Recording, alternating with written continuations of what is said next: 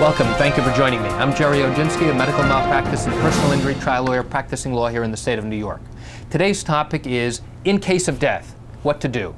This video clip is based upon a series of articles I've written in the event that someone you love has died. Trying to evaluate a potential wrongful death claim, it is crucial to know what the elements of the damages are in such a claim. We are entitled to look at, and we're entitled to go after, pain and suffering from the time of the malpractice up until the time of the patient's death. Any lost income that the person suffered as a result of the malpractice, again, from the time that it occurred up until the time of the patient's death.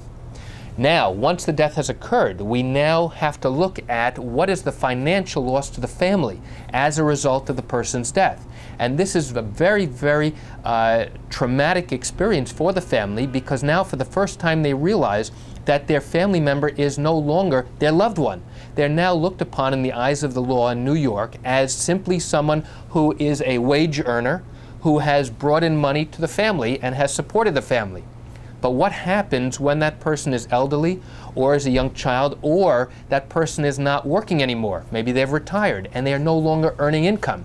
Well, that element of damages then is now out the window, and the family no longer has the ability to obtain compensation, it's called pecuniary loss, for the financial loss to the family, because there is no financial loss. So that is usually the most and the greatest aspect of damages in a wrongful death claim. So if you don't have any income that a person has lost or the family has lost because of loved one's death, what else do you have as far as damages? You have something called loss of parental guidance.